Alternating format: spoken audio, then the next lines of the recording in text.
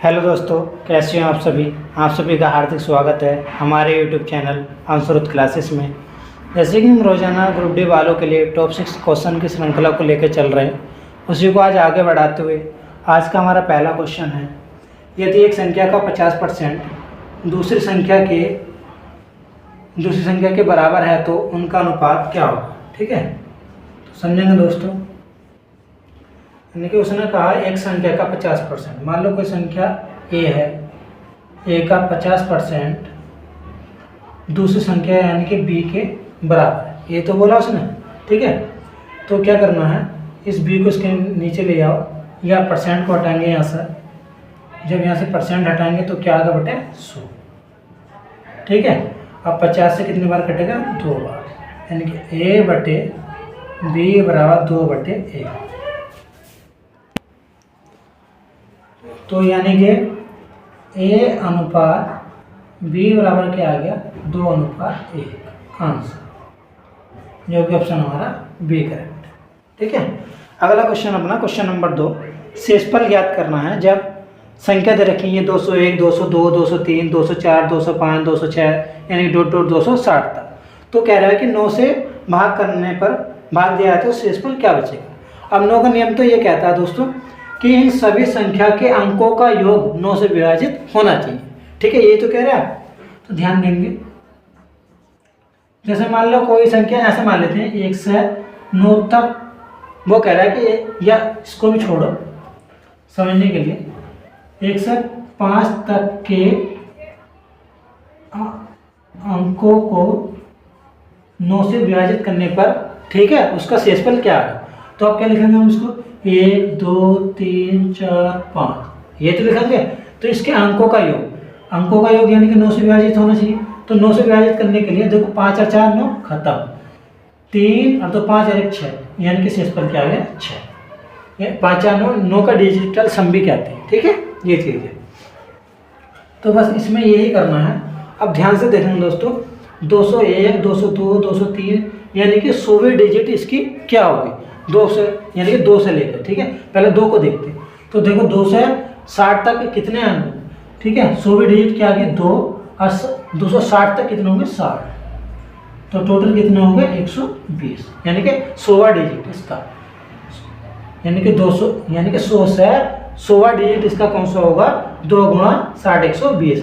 या इसको अगर ऐसे भी नहीं करते तो देखो ऐसे देखो, अगर इसको ये देखना है कि ये 201 से 260 तक कितने टर्म है, कितने अंक है। ठीक है, तो क्या निकालते हैं उससे, यानी कि टर्म, यानी कि क्या कह सकते हैं इसमें, उसकी पदों की संख्या।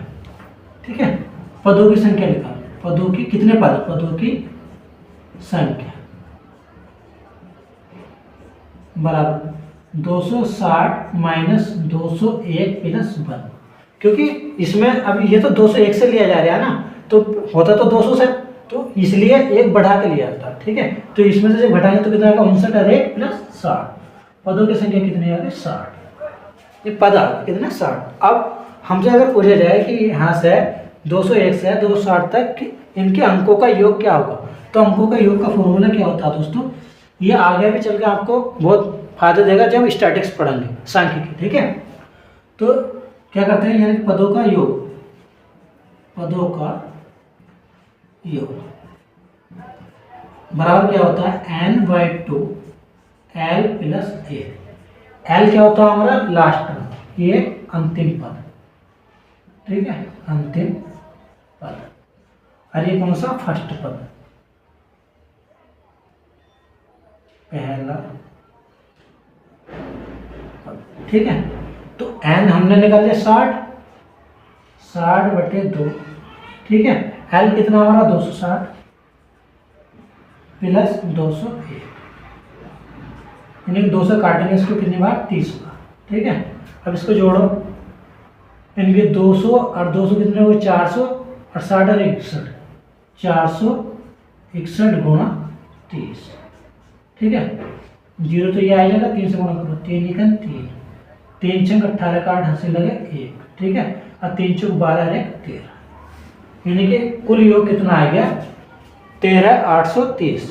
अब इसी योग को क्या करते हैं, हमने क्या कहा था अंकों का योग, अब इसको क्या लिखेंगे जब इसका योग कितना आ गया 1 + 3 + 8 + 3 + 0 बटे 9।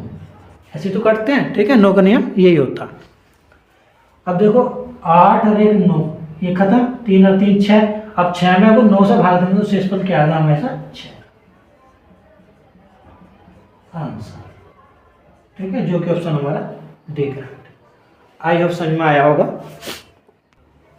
अगला क्वेश्चन अपना क्वेश्चन नंबर 3, किसी वस्तु का मूल्य उसके क्रय मूल्य से कितना प्रतिशत अधिक अंकित किया जाए ताकि अंकित मूल्य पर 10% की छूट देने के बाद भी 20% का लाभ, ठीक है। तो समझेंगे दोस्तों, जब भी इस प्रकार के सवालों का भी छूट परसेंट दे रखी हो और लाभ प्रतिशत दे रखा हो तो क्या करते हैं, सीपी से एमपी का रेशो वाला फॉर्मूला लगाते हैं, ठीक है। सीपी से एमपी का रेशो वाला क्या था, 100 - D अपॉन 100 + P%, ठीक है। यानी कि 100 में से D% घटाएंगे तो कितना, यानी कि 10 ना आएगा 90 और जोड़ेंगे 20 120, 0 0 3 से 3 3 3 12 3/4। अब उसने क्या कहा, क्रय मूल्य से कितना प्रतिशत अधिक अंकित किया जाए। ये तो क्रय है, ये क्या अंकित, ठीक है। कितना अधिक, ये किससे, क्रय से, बटे 3 गुणा 100 बराबर क्या आ गया 33 से ही 1/3% आंसर, जो कि ऑप्शन हमारा ए करेक्ट, ठीक है।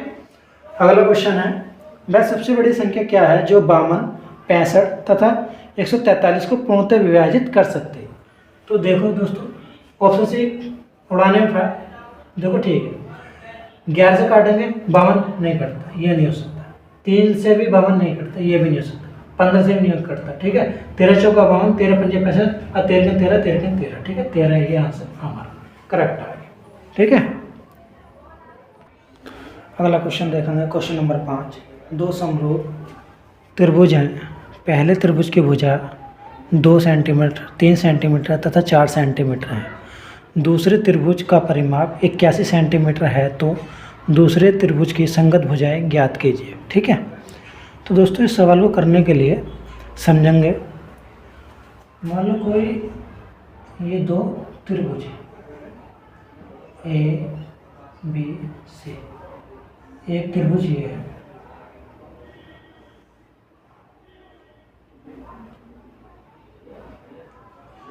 डी ई एफ, यानी कि समरूप त्रिभुज है, ठीक है।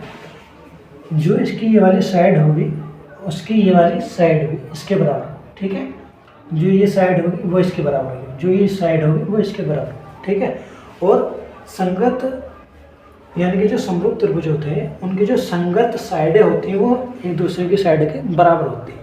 तो देखो ऑप्शन से उठा लेते हैं, उनका अनुपात जो आना चाहिए संगत भुजाओं वाला आना चाहिए, ठीक है। अगर 2 यहाँ रखते हैं तो 9 बार कट गया, और ये 3 से 36 कट गया, पर 4 से 27 नहीं कटेगा, ये नहीं होगा। 2 से 27 नहीं कटता, ये नहीं होगा। अब इसको देखते हैं, ऑप्शन नंबर सी को, 18/2, ठीक है। यानी कि अगर मान लो इसकी ये 2 भुजा ये है और एक ये 3 है, ये 4, तो देखो इनका अनुपात क्या, संगत भुजाओं का ये बराबर होते हैं। ये अगर मान लो 18 है, ये 27, ये 36 होगा, ठीक है, ऐसे तो होगा। तो ऑप्शन चेक करते हैं, तो देखो 27/3 बराबर 36/4, देखो 2 9 18, 3 9 27, 4 9 36, ठीक है, क्लियर हो गया ना। तो इससे पता चलता है कि सबकी साइड क्या है, बराबर, तो कह सकते हैं 9:1। अब देखो इस ऑप्शन को चेक करते हैं, क्या इसका परिमाप कैसे आता है, नहीं आता। 6 3 वो 8 7 15, 15 6 किसका एक हासिल लगे 2, ठीक है। 3 और 2 5 और 1 6, 6 और 2 8, 81, तो कह सकते हैं ऑप्शन हमारा सी करेक्ट, ए रो, ठीक है। अगला क्वेश्चन अपना क्वेश्चन नंबर 6, यदि 3/5 की पावर x बराबर 81/625 तो x की पावर x का मान क्या होगा, ठीक है, मान होगा। तो समझेंगे दोस्तों, ठीक है, 3/5 की पावर x। अब इसको अगर ध्यान से देखें तो देखो 3 की पावर 4 है, और ये 5 की पावर भी 4 आगा, ठीक है। 3/5 5 की पावर 4, 4 देख लो, 3 गुणा 3 गुणा 3 गुणा 3, 3 3 9, 3 3 9, 9 9 81। ठीक है, ऐसे अगर 5 को भी चेक करना चाहते हो तो कर लो। देखो 5 गुणा 5 गुणा 5 गुणा 5, 5 पंजे 25, 5 पंजे 25, 25 25 से 625। तो आप कह सकते हैं जब इनके बेस सेम है और पावर, तो इनके जब बेस सेम होते हैं तो पावर बराबर होती है। तो x बराबर क्या आएगी 4। ठीक है, अब देखो उसने पूछा x की पावर x, यानी कि 4 की पावर भी 4, तो 4 की पावर 4 कितना होता है हमारा 256। हाँ, ठीक है, जो कि ऑप्शन हमारा बी करेक्ट। आई होप समझ में आया होगा। थैंक यू सो मच दोस्तों।